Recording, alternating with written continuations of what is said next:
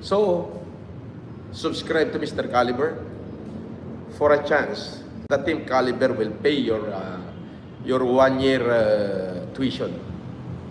A chance. But sometimes, just to enlighten of those people, I spoke a few verses. Yes. Just a cry out for the righteousness in men. And I'm trying to appeal for a universal brotherhood, for the unity of all people. The basher will unite together to do something great. And then myself alone, I can do less. But together, we can do better. Those people who wrong me, I forgive them. Yes, I'm strong. Of course, I love my children. I love them so much. But I don't think that I feel unloved by them. No, I don't think that. But I'll respect their principle. So my life is not a benefit of my life, or nor the benefit of my very own family, but it is a benefit of others. Yes. It's a lot of not just a challenge, but formidable obstacle that I had to overcome.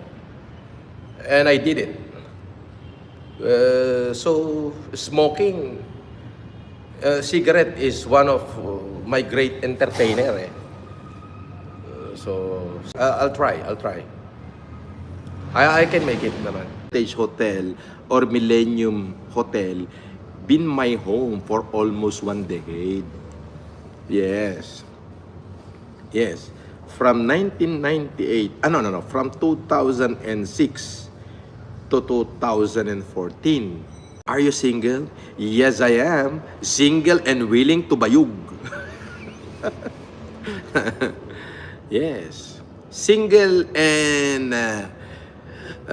every day can mingle. I will be the fuel of this thing. If you can evade the law, then it's up to you. It's up for the police and for the law enforcement to find you. It is their job. The very reason I'm pursuing you is because there is a saying that it costs only one idiot to bring a bad man down, but it will take 1,000,000 smart man to bring a one good man down. Politics is not my cup of coffee.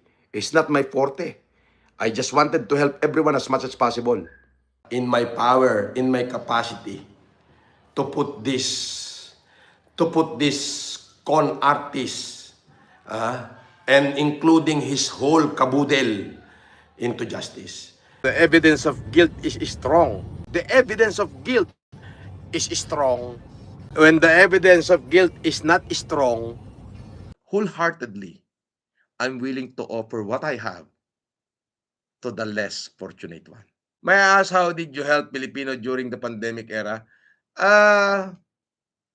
I'm giving all I have. I give all I have.